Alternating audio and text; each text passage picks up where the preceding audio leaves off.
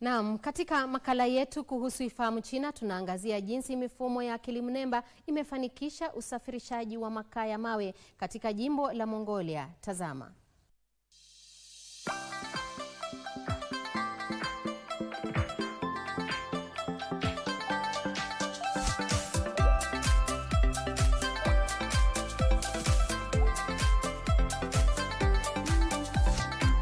Mambo na karibu katika kipindi cha Ifahamu China. Mimi ni Zakia Peng.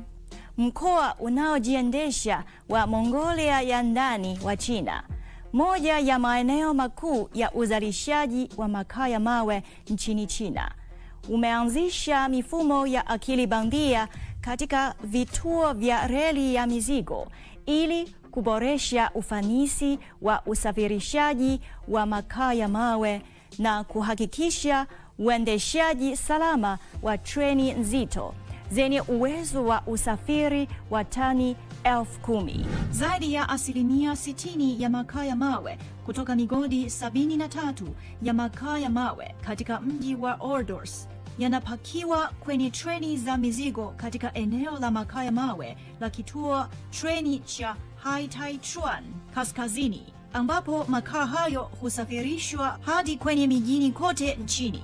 Tangu Novemba mwaka jana, wastani wa usafiri wa kila siku wa makaa ya mawe katika hifadhi ya vifaa umefikia zaidi ya tani 60,000, ambayo ilipatikana kwa msaada wa mfumo wa upakiaji wa kutumia akili bandia. Mfumo unaweza kutambua kiotomatiki nambari na idadi ya upatikanaji wa treni wakati treni inasongea kwenye mstari wa upakiaji. Mara tu mfumo unapogundua behewa, kituo cha makaa ya mawe hapo juu hufungua haraka na kumwaga makaa ya mawe ndani ya gari.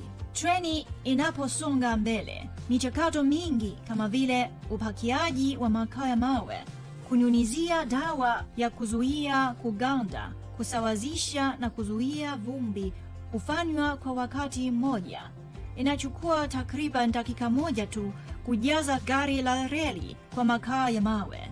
Kando na upakiaji, mfumo unaweza pia kukamilisha kazi kiotomatiki kama vile kupanga ufuatiliaji na upakuaji wa gari la reli, kuwezesha utendaji kazi otomatiki na usio na mwongozaji katika mchakato mzima wa usafirishaji wa makaa ya mawe.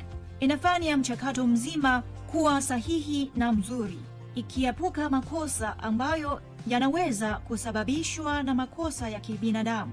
Hivi sasa 73% ya vituo vya upakiaji wa makaa ya mawe katika mikoa ya kati na magharibi ya Mongolia ya ndani tayari imetekeleza mifumo ya akili bandia ya upakiaji.